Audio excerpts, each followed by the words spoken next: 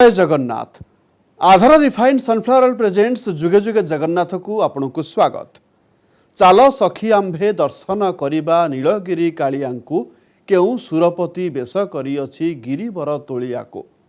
साल बेगंक ही कालजयी भजन रे महाप्रभु श्री जगन्नाथंकर अपूर्व बेश विन्यासर वर्णना बेश चमत्कार भावे करा जायछि। वास्तव में कालिया शांत हेउछंती बेश श्रृंगार प्रिय देवता। से एमिति प्रतिमा तांकु जेमिति बेश कले मध्य अपूर्व ठाणी रे भक्त प्राण को छुई जाती।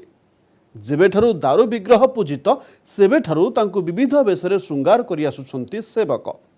शीत दिने घोड़ी होई बसंती तो ग्रीष्म झिन्न बसन पिंधंती। कृष्ण लीला रे बनभोजी करंती आउ रथ उपरे सुनावेश रे साजंती राजराजेश्वर। आज अध्याय देखिबा चतुर्धा मूर्तिंक बेश श्रृंगार। शास्त्र कहे शिव जलप्रिय, सूर्य नमस्कार प्रिय और स्वयं विष्णु हेउछंती अलंकार प्रिय। और राम होई कोदंड धारण करी पुरुषोत्तमर मर्यादा पाइछंती।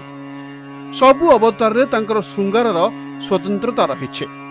तेबे कलिजुगरे स्वयं महाविष्णु रूपी श्री जगन्नाथंक दारुब्रह्म रूप मध्य एपरी प्रतिमा जेउथरे जेतिकी आकर्षण रहिछि ताठू अधिक प्राणस्पर्शी तांकर बेश विन्यास।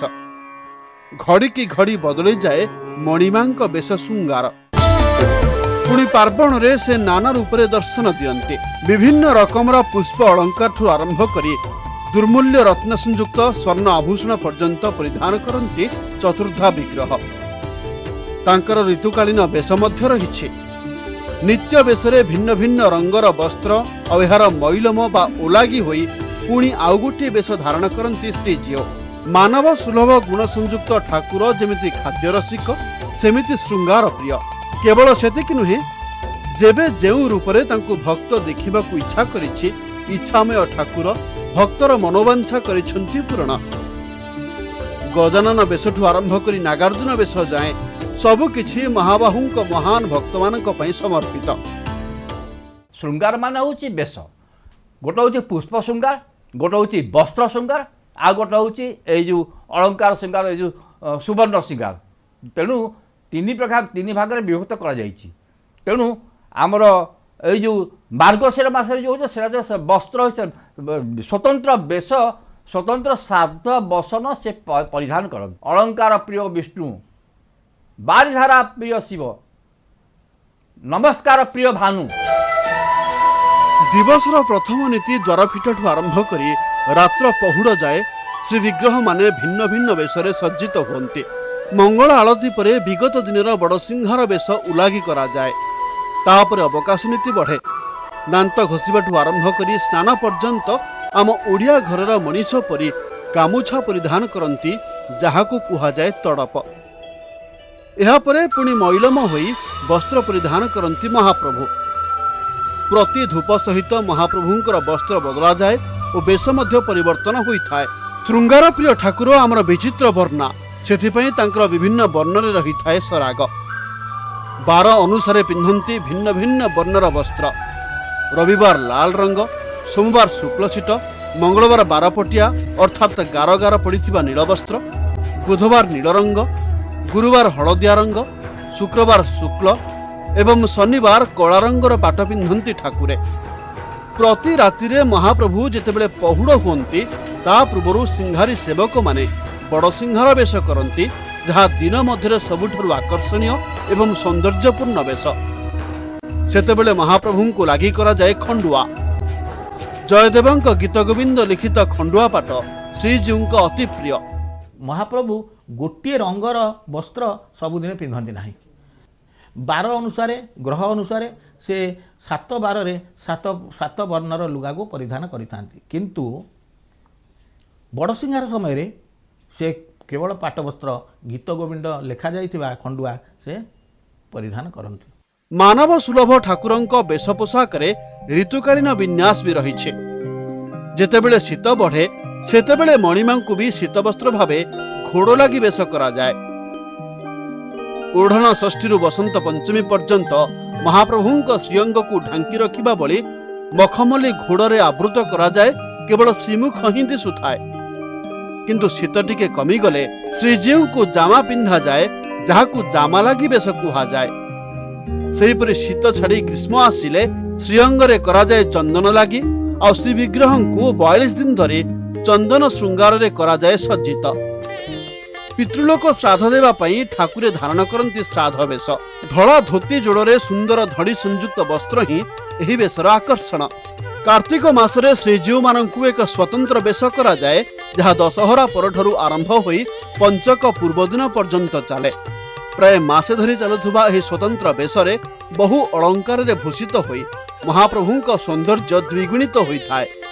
एही बेशरे चंद्रिका, तिलक, चंद्रसूर्य, आड़कानी, कुंडल, करमंगा माली एवं नळीभुज परिधान करन्ते। प्राय 30 प्रकार अलंकार एही बेशरे चतुर्धामूर्ति परिधान करन्ते। तेबे पंचक 5 दिन 5 प्रकार बेश धारण करन्ते। लक्ष्मी नारायण बा आड़किया बेश, बामन बा ठियाकिया बेश, त्रिविक्रम बा डालकिया बेश, लक्ष्मी नृसिंह बा बांकचूड़ बेश एवं कार्तिक पूर्णिमा रे हुअंती राजराजेश्वर बा सुना बेश। कार्तिक मासर आरंभ हो जाए आश्विन दशमी ठारू कार्तिक एकादशी पर्यंत दशमी पर्यंत यही जो मासादि काल जो मासे काल पर्यंत महाप्रभुंकर एक स्वतंत्र बेश अनुष्ठित हुए। एथिरे से राई दामोदर बेशरे सज्जित हुअन्ति। एकादशी, द्वादशी, त्रयोदशी, चतुर्दशी और पूर्णमी ये 5 दिन महाप्रभुंकर आउ राई दामोदर बेश हुअन्ति, स्वतंत्र बेश हुअन्ति। एकादशी रे लक्ष्मीनारायण बेश हुअन्ति, तापरे त्रिविक्रम बेश हुअन्ति, तापरे तांकर बांकचूड़ा बेश हुअन्ति, तापरे ठियाकिया बेश हुए एवं शेषरे पूर्णमी दिन राजराजेश्वर बेश हुअन्ति। लीलामय महाप्रभुंक विभिन्न लीला मध्यरे जन्माष्टमी समय रे कृष्णलीला सहित संपृक्त विभिन्न बेश धारण करन्ते। भाद्रव दशमी तिथि रे वनभोजी बेशरे महाप्रभु दर्शन दियन्ते। 16 जरी जंबुरा निर्मित बेशरे महाप्रभु वनभोजी मौज करुथुबा देखिबाकू मिले। शिका बाहुंगी पकाई कृष्ण बलराम दुई भाईंकर वनभोजीर दृश्य रत्न सिंहासन रे देखिबाकू मिले। तापरे एकादशी रे कालिय दलन बेशरे शोभा पांति श्री जगन्नाथ। विराट काय कालिय सर्प लागि थाए रत्न सिंहासन रे और महाप्रभु ता उपरे नृत्य मुद्रा रे चमत्कार ठाणी रे उभा हुअन्ते। भाद्रव कृष्ण द्वादशी रे ज्येष्ठ भ्राता बलभद्रंकु स्वतंत्र बेश करा जाए, जेउथिरे कामपाल बलभद्र प्रलंबासुर को बद्ध करुथुबा दृश्य संयोजित होइथाए।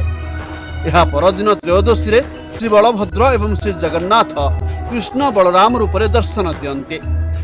छंदा चरण रे महाप्रभु कृष्णंक भली बंशीवादन मुद्रा रे दर्शन दियन्ते। कारण निज भक्त पई हाथी बेश धरिबाकू पछाए नाही कालिया ठाकुर। प्रतिवर्ष स्नान मंडप रे लागि हुए हाथी बेश। भक्त पई ठाकुरंक बेश परिपाटी। पंचदश शताब्दी रे महाराष्ट्र रो महागणपत्य संप्रदायर गणपति भट्ट आसीथांती श्रीक्षेत्र। सेथिले प्रभु गणेशंक बड़ भक्त। स्नान पूर्णमी दिन स्नान मंडप रे चतुर्धा मूर्ति को दर्शन तांको संतोष देई नथिला। निराश मन रे फेरिबा बेले हेला शून्यवाणी।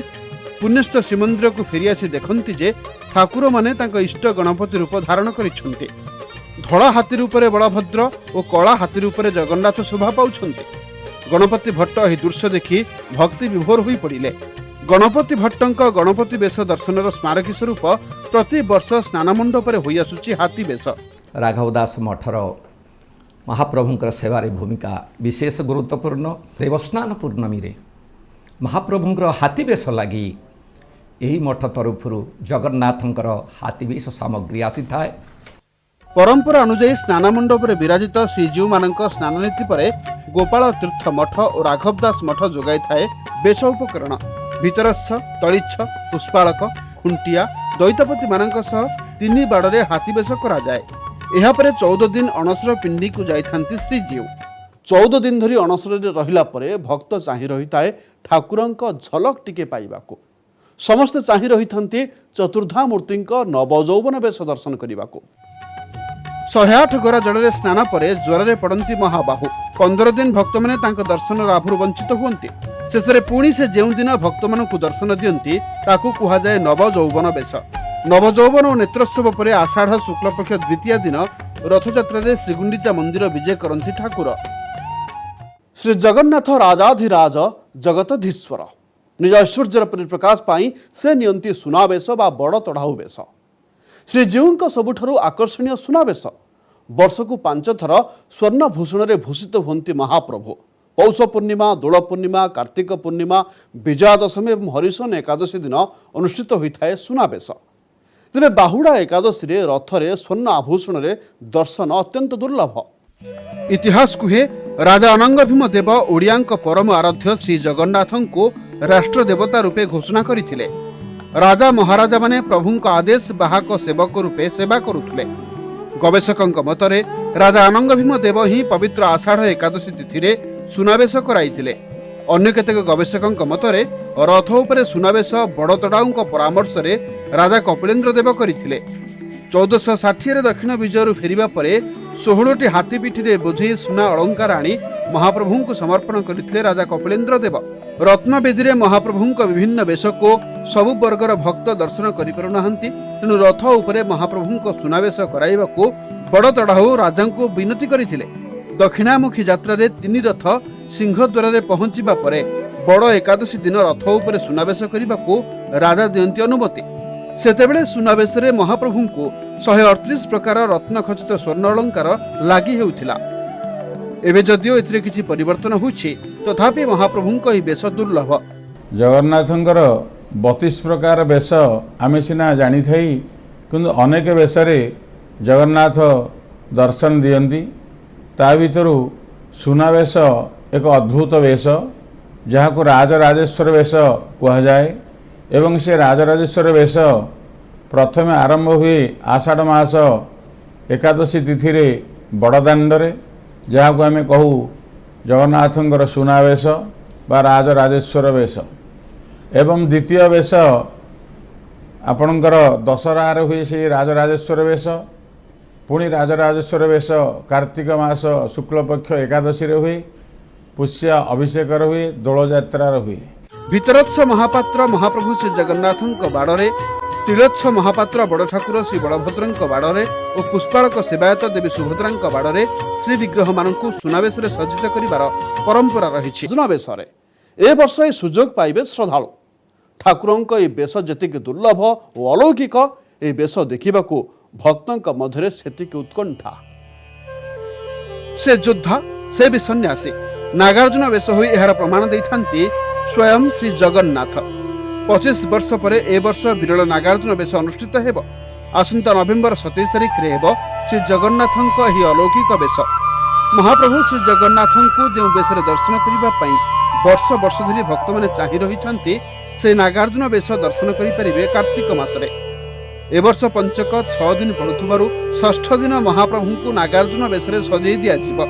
ନାଗାର୍ଜୁନ ବେଶକୁ ପରଶୁରାମ ବେଶ ବୋଲି କୁହାଯାଉଥିବା ବେଳେ ମହାପ୍ରଭୁ ବିରଳ ପାର୍ବତ୍ୟ ନାଗା ବେଶରେ ଦର୍ଶନ ଦିଅନ୍ତି।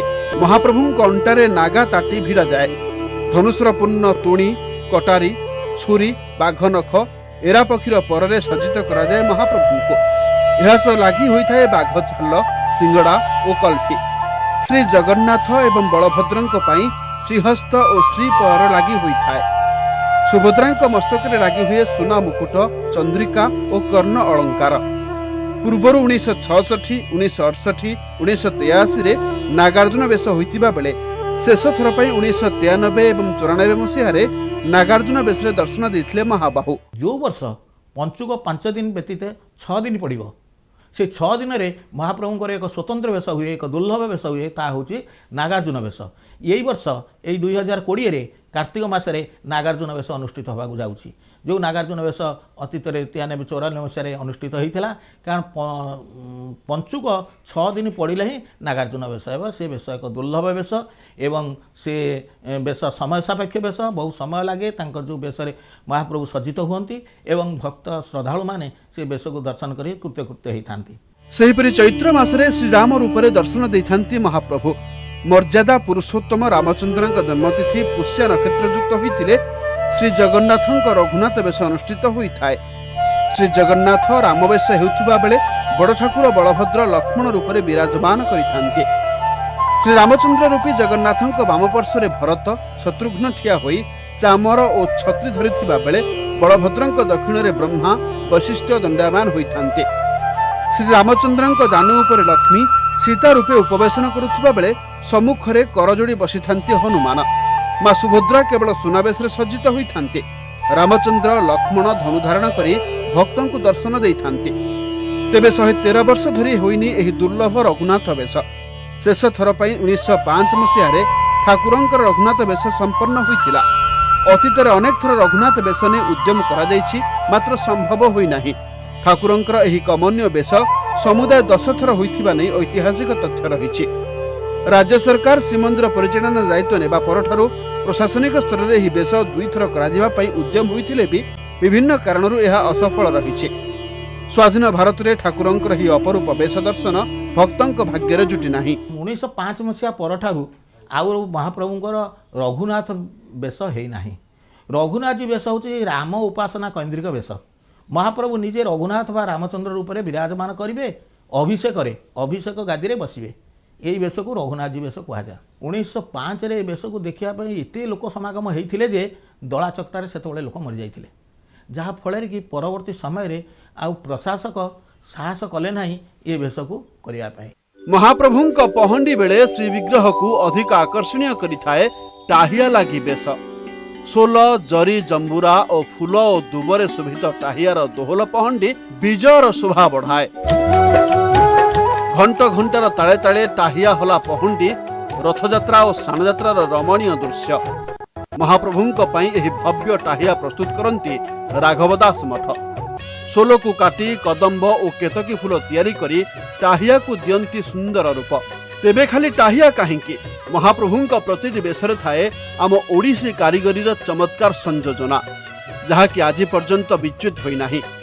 महाप्रभुंक समस्त बेशरे प्राकृतिक सामग्री ही व्यवहार हुए। पोखरी आसुथुबा सोल, मखमल कपड़ा, जरी कपड़ा सहित कदली पटुका, सूता और हाथ तैयारी प्राकृतिक अठारे ही प्रस्तुत होता है विभिन्न बेशर साजसज्जा। भिन्न भिन्न बेशरे ठाकुरंक ठाणी और हाथपादर मुद्रा भिन्न भिन्न। केबे गज तो केबे प्रलंबासुर भली स्वतंत्र पितुड़ा बेश समय रत्न सिंहासन स्थान पाते। एमानकर आकार एवं गठन मध्य स्वतंत्र एवं प्रतिवर्ष गोटे प्रकार एथिरे परिवर्तन न थाए। झुलन कुंजठू आरंभ करी बेशर विभिन्न फूल, लटा, डाली अनेक अंश गोटे चिराचरित शैली ही प्रस्तुत करती पुरीर बेश कारीगर माने। संभवतः सेमानंक हातरे एही कला को स्वयं षोलकला संपन्न कला ठाकुर ही देइछन्ते। महाप्रभु जगन्नाथंकर जो बेश गुड़िक हुए ता गुड़िक गोटे पारंपरिक व्यवस्था रे अनुबंधित। विभिन्न तिथि निर्दिष्ट भाव से सब तिथि से सब बेश हम आ प्रत्येक बेशर गोटे गोटे ऐतिह्य रही। आउ बेश गुड़िक आम जदि देखा सबुतिक ये हस्तशिल्पी मानकर अवदान रे समृद्ध हुए। ए बेशरे जहाँ सब कारुकार्य करा जाए आ जहाँ सब उपकरण जोड़ा जाए जहाँफल कि बेशटी संपूर्ण हुए से आप देखिए निछक ओडिसी चित्रकलार परिप्रकाश तादेह होता है। चतुर्धा मूर्ति बेश श्रृंगार रे केबे पुष्प अलंकार तो केबे सुवर्ण अलंकार रे आभूषित करा जाए। तेबे प्रतिनित्य विविध पुष्परे ठाकुरंकु बेश करा जाए। एही पुष्प अलंकार स्वतंत्र नाम मध्य रहिछे। मस्तकरे गभा, कपाଳରେ तिलक और झुंपा सहित अलका लागि करा जाए। नाकरे गुणा, नाकचना मथरु नाक जाए नाकुआसी, कानरे कुंडल, हस्तरे करपल्लव और हृदय हृदपल्लव एवं पदक आदि विभिन्न प्रकार पुष्प अलंकार रे सज्जित हुअन्ते। सुना बेशरे मध्य एपरि अनेक प्रकार सुवर्ण अलंकार रहिछि जार नाम स्वतंत्र। हेला आश्चर्य मने हुए आमर पुरुषोत्तम श्री जगन्नाथ पुरुष होई मध्य नारी भली अलंकार और आभूषण पिंधंती काहींकी? एहा पछरे रहिछि की रहस्य? राधा को आलिंगन पूर्वक धारण करिचंती, सेइथिपाई अर्धेक शरीर पुरुष अर्धेक शरीर नारी। ये हूँ गोटे तत्व। आउ गोटे तत्व को आम जीवा परमात्मा होचंती जीवसत्ता एवं परम सत्ता। जीव परमंकर अपूर्व मिलन होची भगवान स्वयं जगन्नाथ। जीव होची नारी, परम होचंती पुरुष। आउ गोटे तत्व को जदि आम जीवा जगन्नाथ महाप्रभु को आदि अनादि कारण बोली कहा जाए। तेणु आदि होचंती आदि माता नारी, अनादि होचंती परम। तेणु परमात्मा एवं आदि एवं अनादिंकर उभय मिलन स्थल होइथिबारु जगन्नाथ महाप्रभु से ना पुरुष ना नारी। तेणु से स्वयं ब्रह्म। सेइथिपाई तांकु नारी एवं पुरुष उभय समन्वय रे पूजा करा जाए। चतुर्धा मूर्तिंकर नाही हस्तपद ना अछि नेत्र रे पलक। हेले ए जाति तांकु केबे श्रीपयर श्रीभुज रे सजाई दिए तो आउ केबे आखिर पता उपरे अलका झुलाई दिए। चतुर्धा मूर्ति प्रतिमार गठन एपरि जे तांकु जेउ बेसरे सजई देले भी से त्रिभुवन को मोहित कला भली आकर्षणीय दिसंती। सिंहारी सेवक माने ही जानती बेश करिवार कला। जुग जुगरु रत्न सिंहासन रे एही विविध बेश श्री जगन्नाथंक परंपरा और रीतिनीति को आहुरी सौंदर्यपूर्ण करि पारिछे।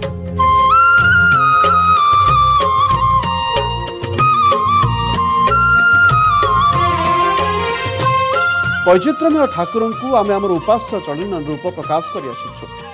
केबे से काहाकू केमिति रूप देखा देइछंती से कथा केवल अनुभवी ही जाने। तथापि केबे पाट पतनी रे तो केबे शुद्ध सुवर्ण रे सजाई देइछु ब्रह्मांड ठाकुर को।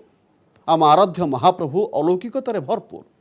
तथापि आमे तांकू भिन्न रंग आउ वर्ण रे श्रृंगार करी परम सौभाग्य पाइछु। समय सरीछि। आधार रिफाइन सनफ्लावर ऑयल प्रेजेंट्स जुगे जुगे जगन्नाथ को एठी रखुछु। जय जगन्नाथ।